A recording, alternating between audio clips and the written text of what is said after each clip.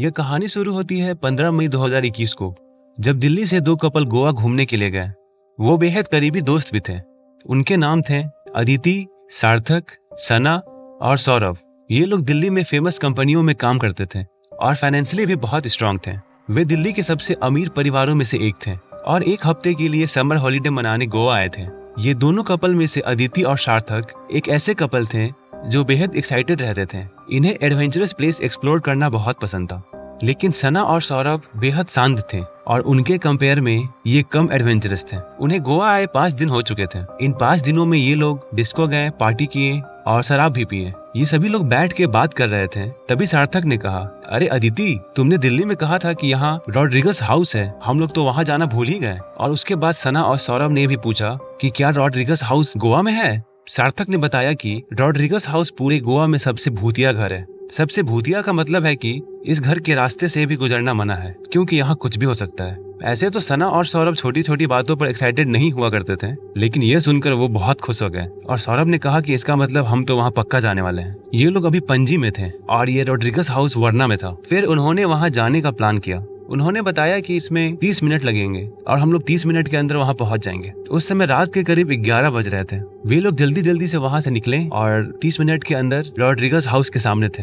Rodrigues house पूरा जर्जर हालत में था। वहाँ कोई रोशनी या कोई अन्य सुविधा नहीं थी। आसपास वहाँ कोई भी नहीं रहता था। एक सुनसान इलाके में बस एक वही बंगला था जो कि काफी खंडर हो चुका था। फिर सना ने बताया कि उसने बंगले के बारे में ऐसा सुना है कि आपको आधी रात के बाद यहाँ नहीं आना चाहिए। तो सना ने कहा, चलो एक काम करते हैं, अभी हम लोग यहाँ से जाते हैं और हम लोग कल यहाँ सुबह फिर से आएंगे। लेकिन अदिति और सार्थक ने कहा कि अभी तो हम लोग यहाँ पहले से पहुँच ही चुके हैं, तो क्यों ना घूम लिया जाए और अंदर कौन से भूत है उनसे भी मिल लिया जाए। ऐसा कहकर चारों हंसने लगे। फिर वे चारों घर के अंदर गए। घर पूरी तरह टूटा हुआ था। सीमेंट की दीवारें जगह जगह गिरी हुई थी। टूटी हुई चीजें इधर उधर पड़ी हुई थी, मानो कि वहाँ कोई बैठने तक का जगह नहीं था। जब वे अंदर गए तो सार्थक और अदिति हंसने लगे और कहने लगे कि अगर इस घर में आत्माएं हैं तो प्लीज यहाँ आइए, हम आपसे मिलने आए हैं। वे लोग वहाँ हंसी मजाक कर रहे थे। इसी बीच घर के बाहर से एक आवाज सुनाई दी। वे चारों बाहर भागे और देखा कि बाहर तो कोई नहीं है। तब अदिति ने कहा, दोस्तों यह शायद किसी जानवर की आवाज है। फिर सार्थक ने सबसे कहा कि चलो अंदर चलते हैं। अभी तक वो लोग हॉल तो घूम चुके थे, लेकिन अभी फर्स्ट फ्लोर तो घूमना बाकी ही था। फिर वो चारों एक साथ फर्स्ट फ्लोर की ओर बढ़ने लगे।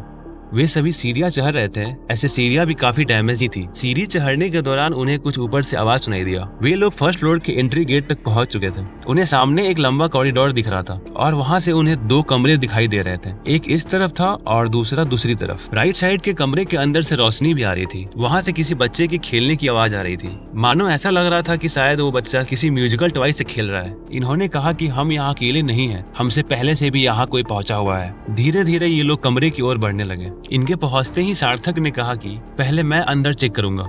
उसने अंदर देखा और उसे वहाँ एक आदमी दिखाई दे रहा था जो कि शीशे के सामने खड़ा था और खुद को शीशे में देख रहा था। जब चारों लोगों ने उस आदमी को देखा तो वो भागकर दूसरे कमरे की ओर चला गया। सार्थक भी उस आदमी का पीछा कर रहा था। फिर सार्थक भी दूसरे कमरे में गया और सार्थक के कमरे में जाने के बाद कमरे का गेट खुद से बंद हो गया। सार्थक उस आदमी के साथ कमरे के अंदर था। अदिति, सना और सौरभ कमरे के बाहर थे। तीनों ने मिलकर दरवाजे को बहुत जोर से धक्का देना शुरू किया और फिर जोर से दरवाजा पीटना शुरू कर दिया। लेकिन अंदर से कोई आवाज नहीं आई, केवल लड़ाई की आवाज सुनाई दे रही थी, जैसे कोई अंदर लड़ रहा हो। कुछ देर के बाद उनके आंखों के सामने दरवाजा पूरा खुल गया। सार्थक जमीन पर पड़ा हुआ था। वो उन्हें देख तो सकता था लेकिन कुछ बोल नहीं रहा था। उन्होंने आवाज भी लगाई, सार्थक क्या तुम ठीक हो? लेकिन उसने कुछ नहीं कहा। वो उसी स्थिति में लेटा रहा। इन तीनों के पीछे से किसी आदमी के हंसने की आवाज आनी शुरू हो गई। इस आवाज की डर से ये तीनों बंगला छोड़कर बाहर भाग गए। जैसे ही वो बाहर गए उन्होंने बंगले के अंदर से सार्थक की चीखने की आवाज सुनी, जैसे कोई उसे मार रहा हो। सार्थक अंदर से चिल्ला रहा था, मुझे बचाओ, मैं खतरे में हूँ, मुझे बचाओ, मैं खतरे में हूँ। वे सभी बहुत घबराए हुए थे।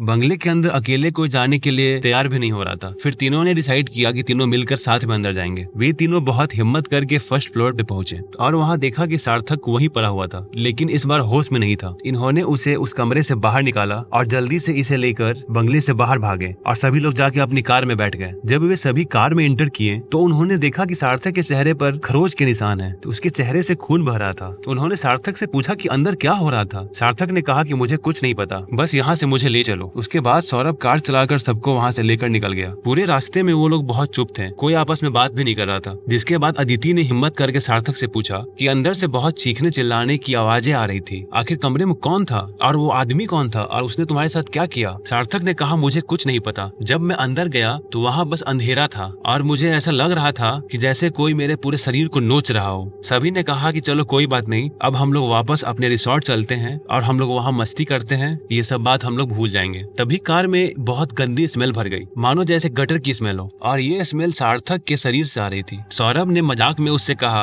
अरे सार्थक, जैसे ही हम लोग रिसोर्ट पहुंचेंगे तुम सबसे पहले वहाँ जल्दी से नहा लेना, क्योंकि तुम्हारे पास से बहुत तेज स्मेल आ रही है। और ये कहकर तीनों हंसने लगे, लेकिन सार्थक ने इस मजाक पर बिल्कुल भी ध्यान नहीं दिया। वो उस समय बहुत ही शांत था, एकदम चुपचाप बैठा हुआ था। सौरभ ने कहा कि हम लोग 10 मिनट के अंदर रिसोर्ट पहुंच जाएंगे। अदिति और सना ने भी कहा कि रिसोर्ट पहुंच के हम लोग वहाँ थोड़ा चिल करेंगे और पार्टी करेंगे। सार्थक अभी भी चुप था, एक शब्द नहीं बोल रहा था। सार्थक और अदिति वही कपल थे जो सबसे ज्यादा बात किया करते थे। इसी बीच अदिति के फोन पर एक कॉल आया। फोन पर कॉल करने वाले का नाम लिखा हुआ था सार्थक, लेकिन सार्थक तो ठीक उसके बगल में बैठा हुआ है। फोन रिंग होते ही अदिति बहुत घबरा गई और बहुत डर भी गई। वह तुरंत कॉल रिसीव की और अदिति को जो उधर से आवाज सुनाई दे रही थी वो किसी और की नहीं बल्कि सार्थक की थी। सार्थक कह रहा था, अरे तुम लोग कहाँ हो यार? मैं अभी हाईवे की ओर भागते भागते पहुंचा हूँ, उस भूतिया घर से खुद की जान बचा के। तुम लोग प्लीज आओ और मुझे वापस लेके जाओ। अदिति ये सब बात सुनकर बहुत दंग हो गई थी। अगर फोन पे सार्थक है तो ये उसके पास बैठा इंसान कौन है? अदिति को कुछ समझ नहीं आ रहा था। फिर उसने अपना दिमाग लगाया और सना और सौरभ को एक टेक्स्ट मैसेज किया। टेक्स्ट मैसेज में उसने लिखा था कि जल्दी कार से बाहर निकलो। उन दोनों ने टेक्स्ट मैसेज रीड करके कुछ नहीं कहा। सौरभ ने कार को रोड के साइड रोका और सार्थक को वहाँ 2 मिनट बैठने को कहा। उसने कहा कि भाई हम लोग कुछ खाने के लिए लेके आते हैं। तीनों के बाहर निकलते ही अदिति ने तुरंत कार को बाहर से लॉक कर दिया। उन दोनों ने अदिति को कहा कि तुम कार लॉक क्यों कर रही हो, अंदर तो सार्थक बैठा हुआ है। तब अदिति ने बताया कि अंदर बैठा इंसान सार्थक नहीं है, अभी उसे सार्थक का ही कॉल आया था और उसने मुझसे कहा कि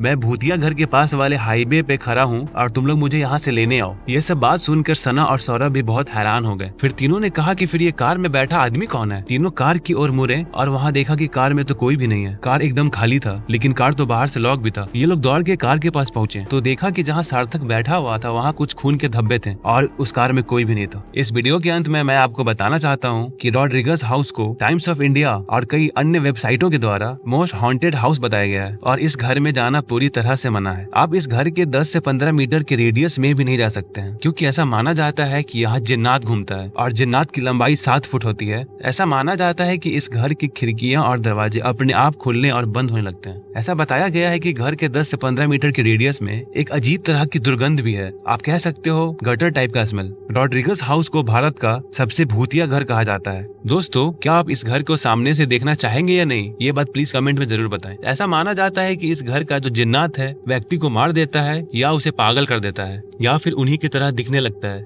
जो कि सार्थक के साथ हुआ। ऐसी और भी हॉन्टेड स्टोरीज देखने के लिए चैनल को सब्सक्राइब करना ना भूलें।